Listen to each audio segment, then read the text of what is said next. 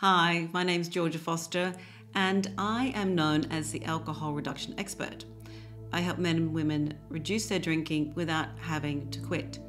But one of the questions I am asked a lot of is, what's the difference between AA and your approach, Georgia? Well, there are two big differences. Obviously, one is about quitting and one is about reduction. Let's talk about the AA process in terms of people. It's a great community to be amongst others who are concerned about their drinking, but who needs to go to AA and who doesn't. Well, that's not my decision. Okay, I'm not here to preach either way.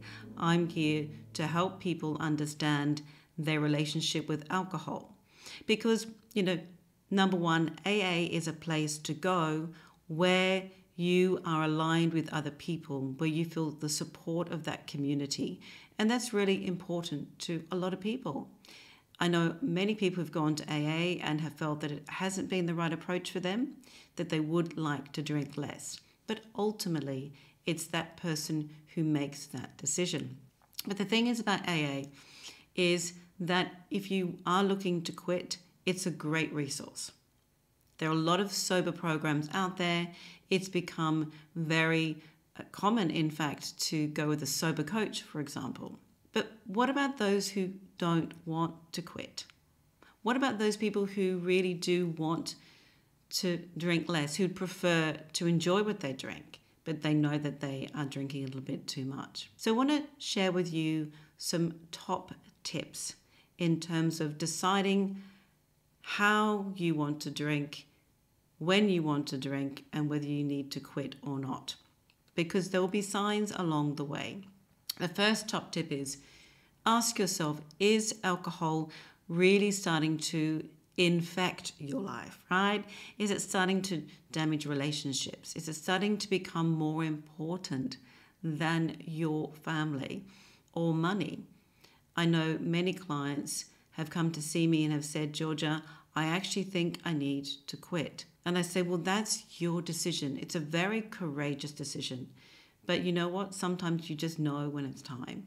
But there are a lot of people out there that they don't belong in AA, right? And they are what I call emotionally conditioned drinkers. They use alcohol as a way to de-stress at the end of the day. They use alcohol as a way to, maybe they have social anxieties, right? Or it could be that it helps them go to sleep because they have that busy brain syndrome that holds them back. And maybe having alcohol-free days is a bit of a challenge because the thought of not having that ice-cold beer or that lovely Shiraz at the end of your working day actually scares you. So really this is about you thinking about whether you want to quit or not. Now, AA is an option, but there is another way to think about you as an emotional person. What is it that you are drawn to alcohol for? If alcohol's not ruining your life, but you're actually feeling that it's starting to ruin your sense of self-worth, or you're starting to feel that alcohol's starting to control you, then that means there's a vulnerability there that needs to be looked at. Don't get me wrong, once again, AA might be your journey, okay?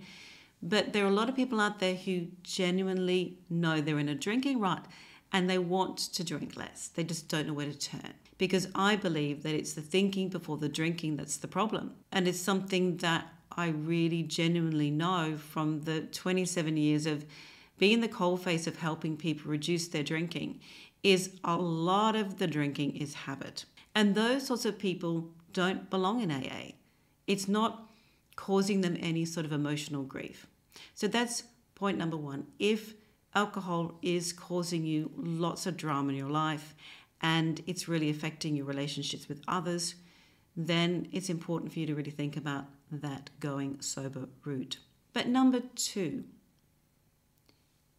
why don't you keep a diary and write down all of the emotions that you feel on any given day when you think about drinking? Is it boredom?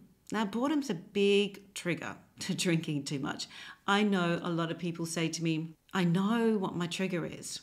I have a really busy day and I come home, I live on my own, and I open up that bottle of wine and I end up what I call having a solo party. Now, there's nothing wrong with solo parties, but they can get you into a bit of a drinking rut, okay? So thinking about if boredom is your trigger, then that means that there's something in your life, a gap in your life that needs to be filled. It doesn't have to be filled with alcohol. Is it that you're anxious? Maybe anxiety supports your social anxiety, your sense of not feeling good enough. That's when you need to step up and say, you know what? I need to learn ways to look after myself better. Because when you do, then there isn't that strong desire to drink as much.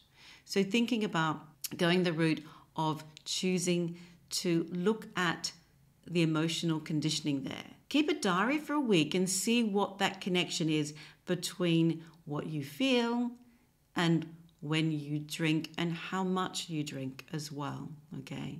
Now, point number 3, my top tip number 3 is what I believe everybody really needs to think about is, are you really enjoying your alcohol? Are you really tasting it? Because I know from my clients over the years is that often they're drinking for what I call emotional medicinal purposes to shut down from the stress of the day or any social anxiety, but they don't really taste the alcohol. I want you to really think about, do you really know what you're drinking? Are you really tasting it? Are you really savoring it and enjoying it? The chances are probably not. And that's what I really want you to think about.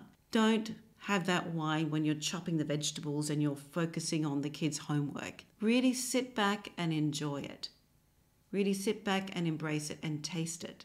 A lot of clients say to me after working with me, they say, actually, I realize I don't even like white wine. I'd actually rather a gin and tonic, okay? So think about what you really want to do, whether you want to go the AA route. Of course, you can change your mind at any time, okay? But I want you to know that AA is a route for many people, but for some, it's just not. And as I specialize in alcohol reduction, I have a program called the Drink Less Boot Camp, where I take people on an incredible journey of 6 weeks. I show them incredible tools and techniques along with the hypnotic training I've been working with for a very, very long time. But what I want you to know is you have an incredible mind and that you can discover how to improve your sober self-esteem, reduce your anxiety so that you're not needing to drink the way that you have been. Now, if you'd like to subscribe, please subscribe on my channel now. Any questions, I am here for you. Thank you.